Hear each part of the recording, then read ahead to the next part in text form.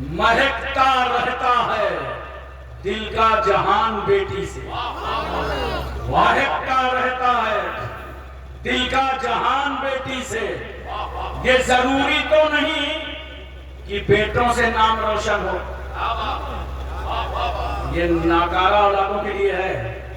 یہ ضروری تو نہیں کہ بیٹوں سے نام روشن ہو، میرے نبی کا چلا خاندان بیٹی سے۔ دو مشرے اور سنیے، ٹائم کم ہے، یہ سب لوگ بتا رہے ہیں کہ بس نکاح کے ٹائم آ گیا، یہ لوگ بتا رہے ہیں جسے مسیح چکے۔ چلیے بہت کرم ہوا حضور صاحب سجادہ کا، فرماتے ہیں نہیں بیان کیجئے آپ، لیکن بیان کرنے کا یہ مطلب نہیں کہ میں آپ کو کسی تکلیف میں ڈال دوں۔ دو مصرے سنیے، فرمایا خدا نے ہمیں دے کر حیدر سا نگہبان، واہ کچھ بولو یار، منہ ہاں کرو، واہ واہ واہ۔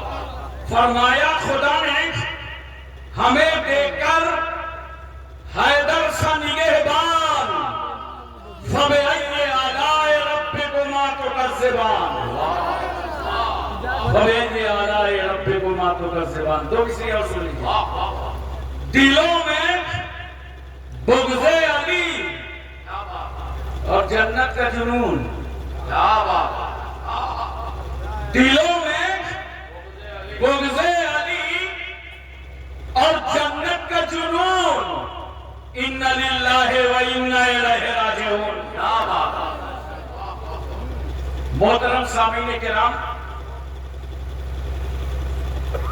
اس وقت بھارت کی فیلڈنگ بہت ٹائٹ ہے، آپ لوگ تو بہار میں رہتے ہیں، ہم اتر پردیش میں رہتے ہیں، اس لیے چوکے چھکے نہیں لگ سکتے، کہیں کہیں کٹ کروں گا، کوئی کیچ نکلے تو سنبھالنا۔ پوری دنیا پہ نظر ڈالو،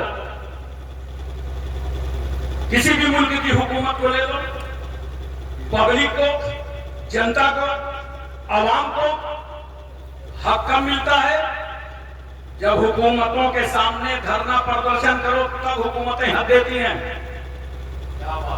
اسمبلی کا گھیراؤ کرو تب حق ملتا ہے، پارلیمنٹ گھیرو تب حق ملتا ہے، جنتر منتر پہ جاؤ تب حق ملتا ہے، آندولن چھیڑو تب حق ملتا ہے، تحریکیں چلاؤ تب حق ملتا ہے۔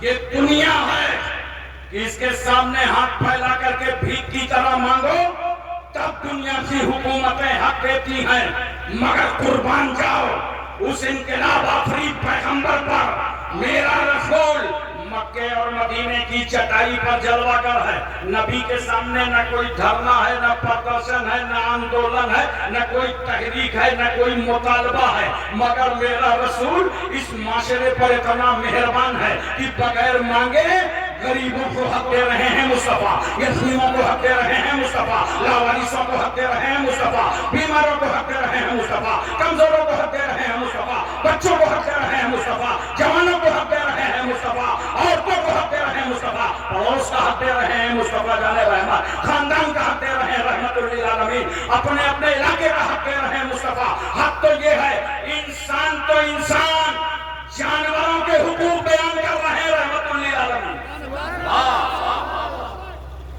زندہ تو زندہ، مردوں کا حق دے رہے ہیں مصطفیٰ۔ یہ بتاؤ ایک دن مرنا ہے کہ نہیں؟ بولا ہمارا تمہارا لاشا کے آنگن میں رکھا ہوگا، سماج رو رہا ہوگا۔ کبھی بھی غرور نہ کرو، گھمنڈ نہ کرو، تکبر نہ رکھو۔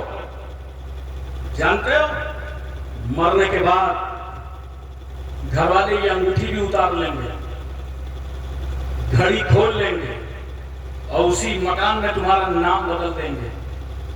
جو بھی آئے گا تمہیں دیکھنے کوئی نہیں کہے گا عبداللہ کہاں ہے، عبد الرحمن کہاں ہے، وہ کہے گا میت کہاں ہے، جنازہ کہاں ہے، مٹی کہاں ہے۔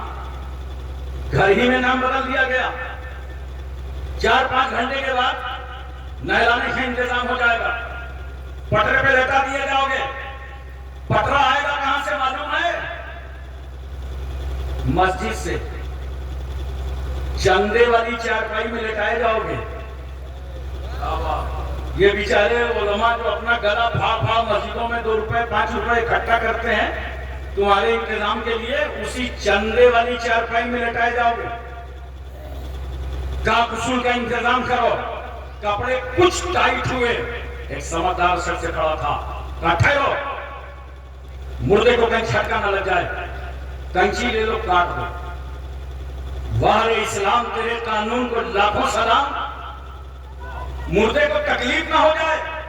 بتاؤ امریکہ کو، سمجھاؤ برطانیہ کو، اسرائیل کے گنڈوں کے دل و دماغ میں اتارو، بھارت کی جمہوریت کے ماتھے پر جبر کا ٹیکا لگانے والوں کو بتاؤ، جو اسلام ایک مردہ کو تکلیف نہ دیتا ہو، وہ اسلام کسی زندہ کو کیا تکلیف دے؟ نعرہ تکبیر، نعرہ رسالت، اصلاح معاشرہ کا نعرہ۔ لے جانے کے بعد 3 چادروں میں لپیٹ دیے جاؤ گے، کفن میں جیب نہیں ہوتی، یاد رکھنا کچھ لے کے نہیں جاؤ گے۔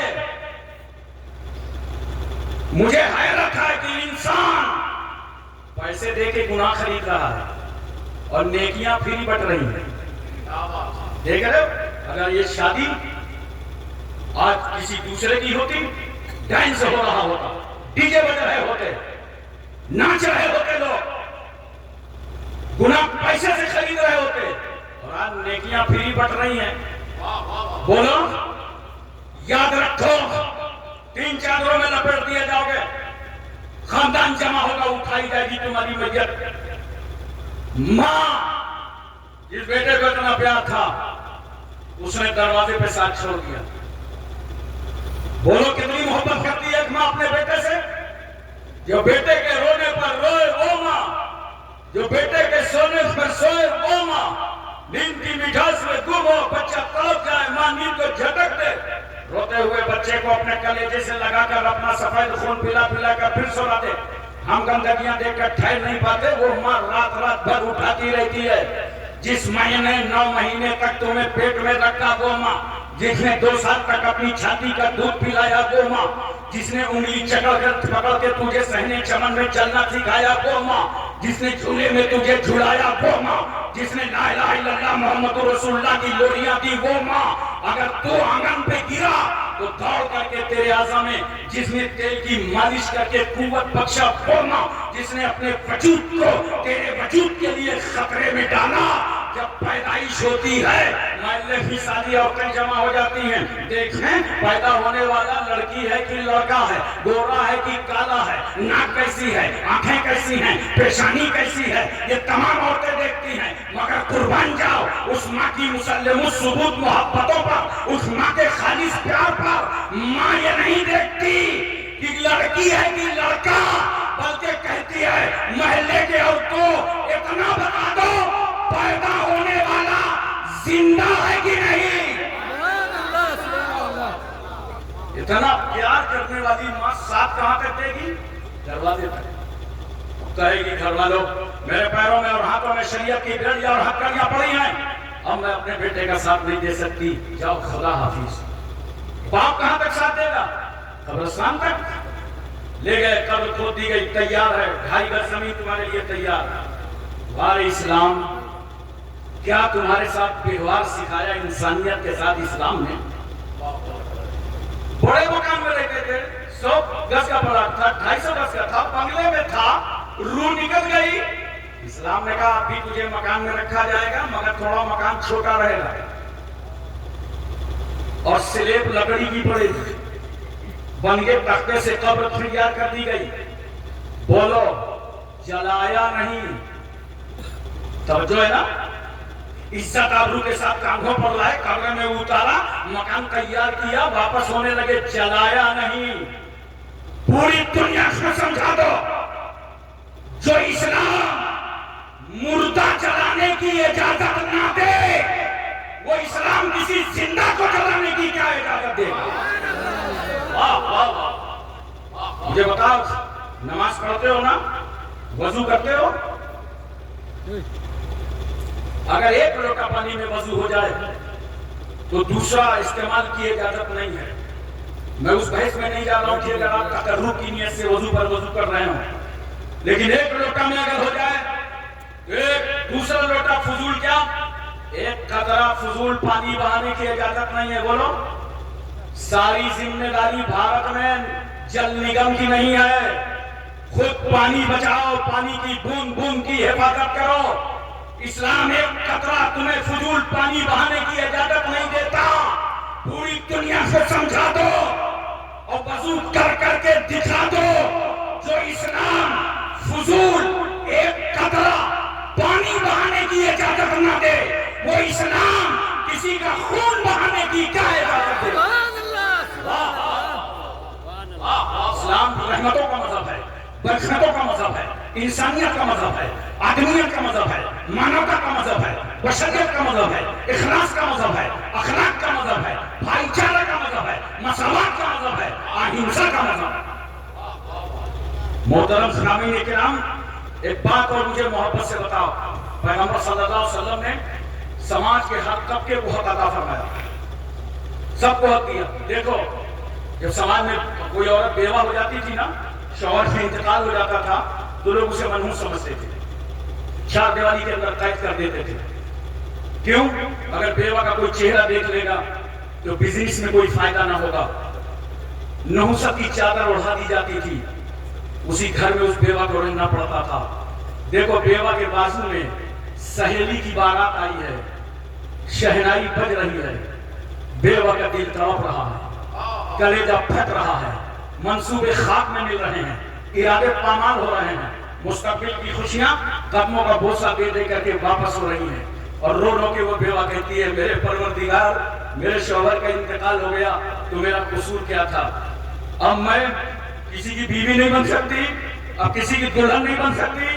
پورا سماج ایک بیوہ کو رلا رہا تھا، مگر قربان جاؤ اس رحمت للعالمین پر.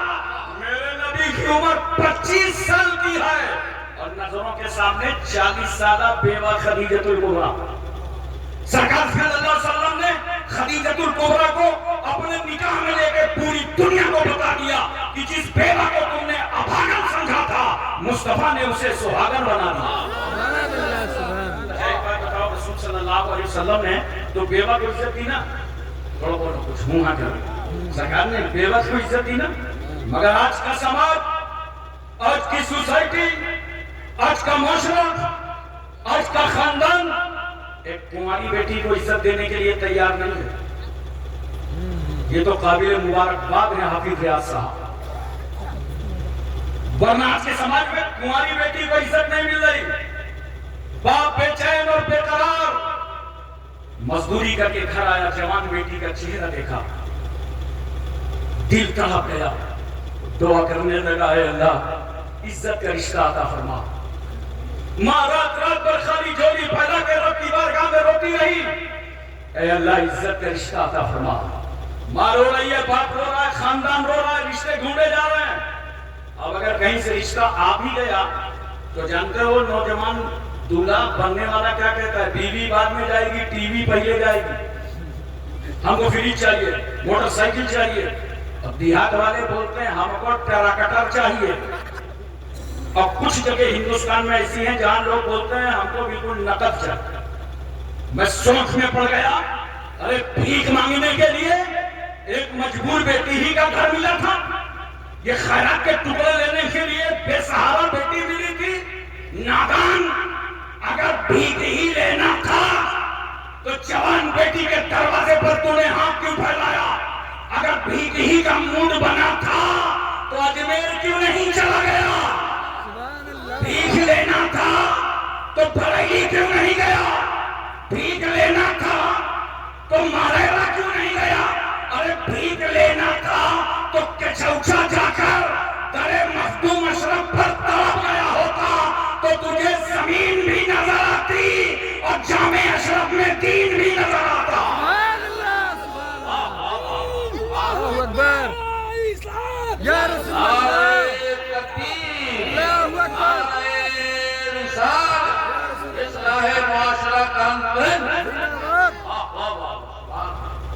मोहतरम हज़रात,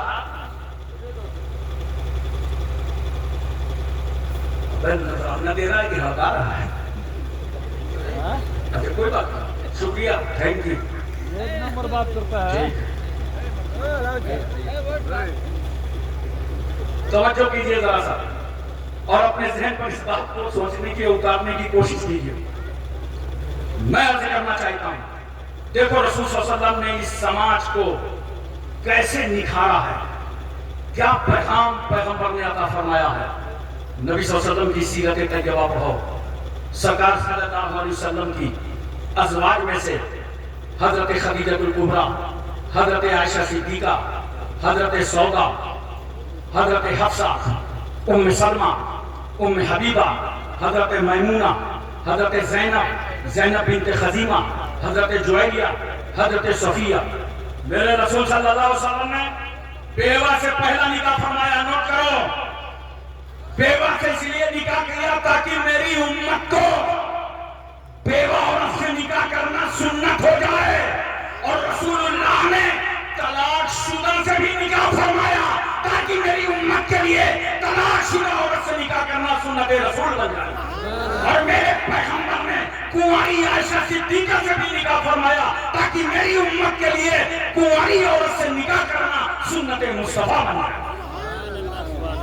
हज़रात एक बात और सुनिए मोहब्बत के साथ, हुजूर सल्लल्लाहु अलैहि वसल्लम ने 1,24,000 कौम बेश सहाबा किराम को पढ़ा लिखा के तैयार कर दिया।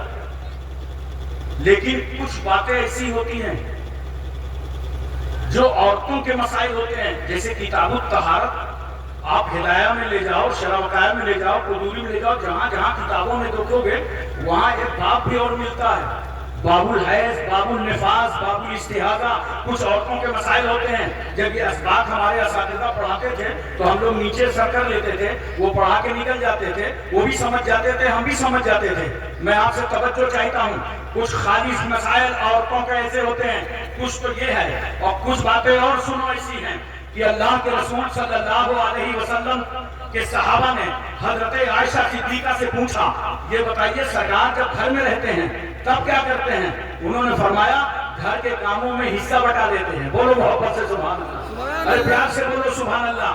जाहिर सी बात है, नबी हुजरा आयशा में हो, नबी दीगर बीवी के हुजरे में हो, पैगंबर वहां भी फरमा रहे हैं, पैगंबर वहां भी अमल करके दिखा रहे हैं। तो जानते हो इन अज़वाजे मुतहहरात के जरिए से किस तरह इस्लाम को फरोग हुआ, किस तरह इस्लाम आगे बढ़ा, और किस तरीके से अज़वाजे मुतहहरात ने नबी सल्लल्लाहु अलैहि वसल्लम से हदीसों को रिवायत फरमाया। देखो हजरत सौदा ने 5 हदीसें रिवायत फरमाई हैं, हजरत आयशा सिद्दीका ने 2210 हदीसें रिवायत फरमाई हैं, हजरत हफ्सा ने 60 हदीसें रिवायत फरमाई हैं, हजरत उम्मे सलमा ने 378 हदीसें रिवायत फरमाई हैं, हजरत मैमूना ने 76 हदीसें रिवायत फरमाई हैं, हजरत उम्मे हबीबा ने 65 हदीसें रिवायत फरमाई हैं, हजरत ज़ैनब ने 11 हदीसें रिवायत फरमाई हैं, हजरत जुवैरिया ने 60 हदीसें रिवायत फरमाई हैं,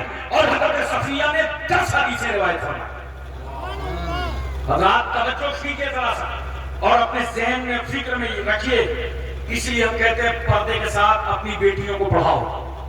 हजरत आयशा सिद्दीका आलिमा थी, मुफ्तिया थी, सहाबा किराम इस्तिफादा फरमाते थे, बेटियों का दीन फैलाओ, तालीम दो ही नहीं, पर्दे के साथ जितनी तालीम दे सकते हो, ताकि जब दूल्हा दुल्हन दोनों पढ़े लिखे हो। हाफिज साहब हाफिज कुरान में पढ़े हैं, दुल्हन भी पढ़ी हो तो नोट करो, मोहब्बत से गौर करो, निकाह होने के बाद हर जवान का फर्ज है कि वो मौला अली शेरे खुदा का गुलाम बन जाए, और हर औरत का फर्ज है वो सैयदा फातिमा की कनीज बन जाए। सुभान अल्लाह, सुभान अल्लाह। जब इस तरह की जिंदगी गुजरेगी तो इंशाअल्लाह तुम्हारे घर में पैदा कौन होगा? गुलामे मखदूम अशरफ पैदा होंगे, गुलामे आला हजरत पैदा होंगे, गुलामे औलिया पैदा होंगे, गुलामे हसन पैदा होंगे, गुलामे हुसैन पैदा होंगे। मेरे पैगंबर सल्लल्लाहु अलैहि वसल्लम ने ہر موقع پر یاد رکھو پورے سماج کو عزتوں سے نوازا ہے اور ہر ایک کا حق ادا فرما دیا. دیکھو ذرا سا توجہ کرنے کا مقام ہے. سرکار صلی اللہ علیہ وسلم فرماتے ہیں یتیم ہے وہ شخص جس کی بیوی نہ ہو اور یتیم ہے وہ بیوی جس کا شوہر نہ ہو. سرکار صلی اللہ علیہ وسلم نے ہم کو نظریہ عطا فرمایا کہ اے لوگوں تمہارے گھر جو تمہاری بیوی آتی ہے تو صرف بیوی بن کر نہیں آتی بلکہ رحمت اور برکت بن کر آتی ہے. اور کچھ لوگ سمجھتے ہیں کہ جھاڑو برتن کے لیے آئی ہے اور اگر جہیز کم لائی تو 6 مہینے کے اندر آپ ایک نیوز سنیں گے ایک اسٹوو درگھٹنا میں بہو کی مرتیو ہو گئی. جانتے ہیں یہ اسٹوو ہمیشہ بہو پہ پھٹتا, وہ بڑھیوا ساس پہ نہیں پھٹتا جو سپاڑی کاٹ کاٹ کھاتی رہتی ہے, کبھی نرم سے نہیں پھٹے گا اور اسی بہو پہ پھٹے گا جو جہیز کم لائی ہو. مگر ہم نے اخبارات پڑھے ہیں, نیوز سنا ہے, رسائل دیکھے ہیں, اسٹوو پر مرنے والی بیٹی کا نام شمس النساء, قمر النساء, زیب النساء جمیلہ نہیں ملا, سشیلہ ملا ہے. اور اگر شاذ و نادر مل بھی جائے تو شاذ و کل معدوم اس کا کوئی اعتبار بھی نہیں ہے. مگر جب ایک بیٹی کو جہیز کے لالچیوں نے گھاس ریٹ ڈال کر جلا دیا, جہیز کے منگوں اور فقیروں نے ایک بیٹی کی زندگی سے کھلواڑ کر دیا. جہیز نہیں لائی تھی, جہیز کم لائی تھی. ہم ہندوستانی ہیں, خواجہ غریب نواز کے وفادار, ہمارا ضمیر جگمگا اٹھا. ہم نے کہا ہے جہیز کے نام پر بیٹی کو مارنے والوں, یہ بھارت کا ایک ووٹ کم ہو گیا, بھارت کا ایک ناگرک چلا گیا, بھارت کا ایک باشندہ چلا گیا. اگر تم کو اپنا سماج سمجھ میں نہ آ رہا ہو تو بیٹیوں کی زندگیوں سے کھلواڑ مت کرو. آؤ آؤ, سیدہ فاطمہ کا جہیز تمہارا انتظار کر رہا ہے. حضرات ایک لمحہ میں آپ کی توجہ چاہتا ہوں, بولو ذہن حاضر ہے نا, پوری توجہ ہے نا. دیکھو ذرا سا, ایک ساتھ مجھے ٹرینڈ مل گیا ہے, کہنے لگے کہ اسلام کے اندر عورتوں کا حق کم ہے اور مردوں کا زیادہ ہے.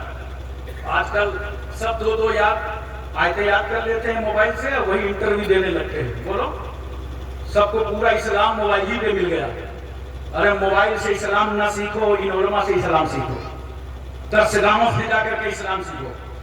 میں نے کہا بھائی کیسے ثابت ہوا؟ کہا اس ذکر مثل حظ الانثیین, 2 عورتوں کے برابر ایک مرد کا حق ہے. جیسے ترکہ میں باپ نے 4 بیگھہ زمین چھوڑا اور اس میں 2 بہنیں تھی تو ایک وہ لے لیں گی اور 2 بیگھہ بھائی لے لے گا. کہا تو بھائی کو زیادہ مل گیا. میں نے کہا سن میرے پیارے, سمجھنے کی کوشش کرو, اسلام ہے اسلام, متھرا کا پیڑا نہیں ہے کہ منہ میں رکھو اندر چلا جائے. یہ اسلام کے مسائل ہیں, شریعت کے مسائل ہیں. عورت کو کہیں کمزور نہیں کیا اسلام نے, کہیں اسے محروم نہیں رکھا اسلام نے.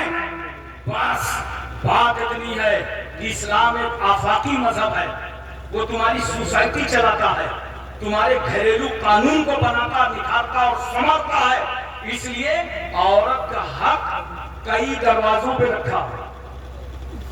صرف باپ کے یہاں عورت کا حق نہیں ہے. سنو, جیسے ہی یہ عورت باپ کے گھر میں پیدا ہوئی, اسلام نے کہا بیٹی باپ کے مال میں تیرا حق. شادی ہوئی, اسلام نے کہا سن شوہر کے مال میں تیرا حق. ماں بنی, اسلام نے کہا بیٹے کے مال میں تیرا. یہ ہے اسلام. جب جب وہ دروازہ بدلے گی تب تک اس کو حق ملتا چلا جائے گا. یہ اسلام سمجھاتا ہے. بولو پوری توجہ ہے نا, ذہن مکمل طور پر حاضر ہے. ایک بات میں اور آپ کے سامنے عرض کرنا چاہتا ہوں اور بتانا چاہتا ہوں. دیکھو سرکار صلی اللہ علیہ وسلم نے اپنی بیٹی سیدہ فاطمہ کا نکاح خاتون جنت کا مولا علی شیر خدا کے ساتھ فرمایا. کیا محفل تھی, کیا نور تھا, کیا رونق تھی. نکاح پڑھانے والے نبی ہیں اور نکاح پڑھنے والے علی ہیں. ارے زور سے بولو سبحان اللہ. ایسی محفلیں کم ملتی ہیں.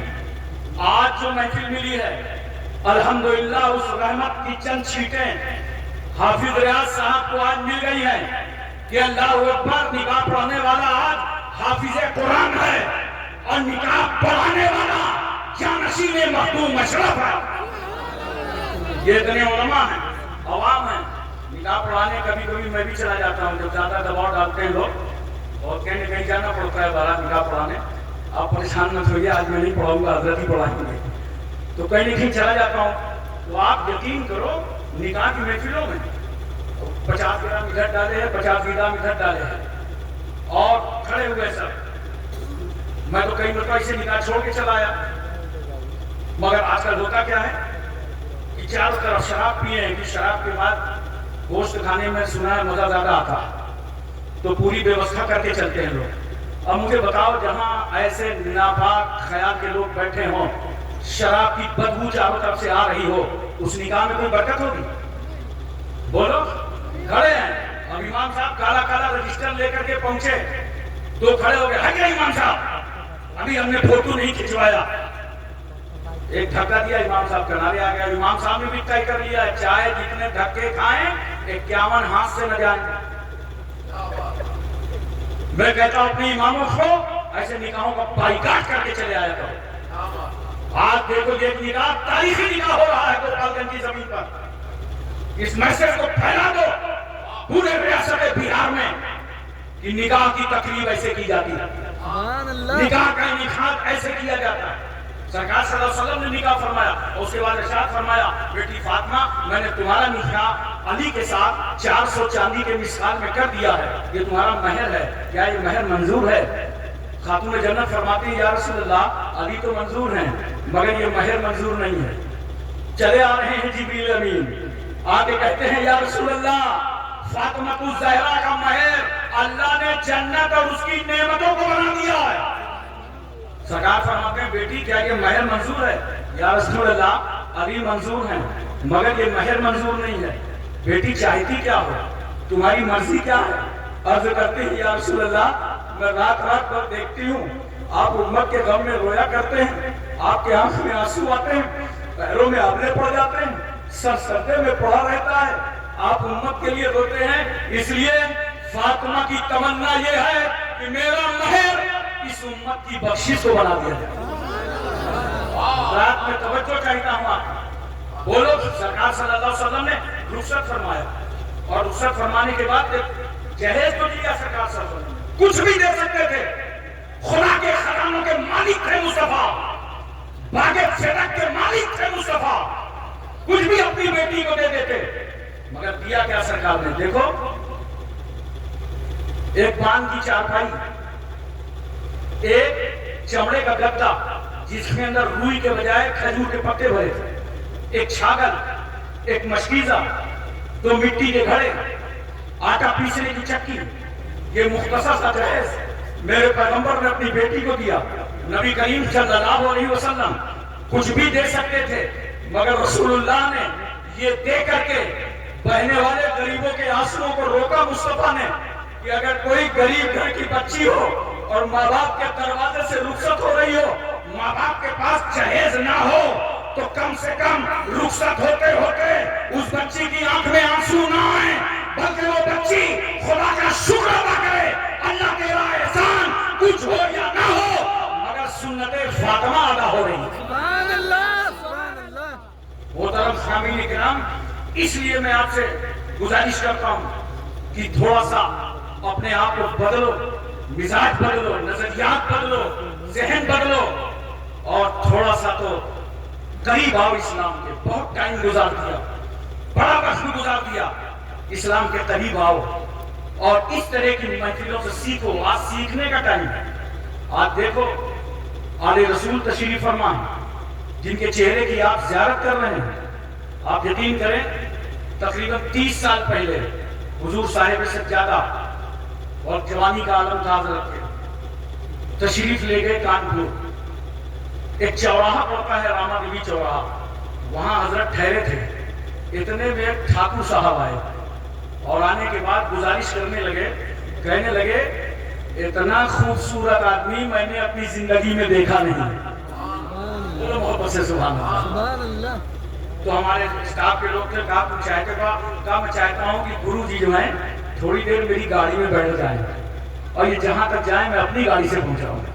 آپ یقین کیجئے وہ حضرت کو بٹھا کے اپنی گاڑی سے لگایا, لا کر کے جامعہ اشرف المدارس گدیانے تک پہنچا کر کے گیا. میں بتانا اور کہنا یہ چاہتا ہوں کہ زندگی میں ایسا رکھ رکھاؤ رکھو کہ تم کو بتانا نہ پڑے کہ میں مسلمان ہوں. بولو, بتانے کی ضرورت نہیں ہے. میں جا رہا تھا گوالیار, جھانسی سے ٹرین مڑی تو دیکھا 4-5 بچے آئے اور انہوں نے تاش کی ایک گھٹی نکالا پھٹافٹ کر کے, اور 10-5 منٹ لگے, سب نے 10-10 روپے نکالا, ایک نے رکھ لیا. میں نے کہا یار اتنا ایزی بزنس, بتاؤ آج کل تو رسید کاٹو تو لوگ ادھار کٹوا لیتے ہیں. اس نے سمیٹ لپیٹ کے سب رکھ لیا اور وہ اپنی بکواس کرتے جا رہے تھے, کھڑے کھڑے پیشاب کر رہے تھے. جھانسی تھوڑی دور وہ گوالیار رہ گیا. میں نے پوچھا بھائی مجھے شنکر گڑھ جانا ہے, کیا روٹ ہوگا؟ تو انہوں نے پوچھا بچوں نے کیا جلسے میں جا رہے ہیں کیا؟ ہم نے کہا ہاں جلسے ہی میں جا رہے ہیں. کہا جلسہ تو ہم ہی لوگ کرا رہے ہیں. میں نے کہا کہ تم مسلمان ہو کیا؟ ارے بولا پکا مسلمان, ابا مسلمان, اماں مسلمان. آپ نے ہمیں مسلمان نہیں سمجھا.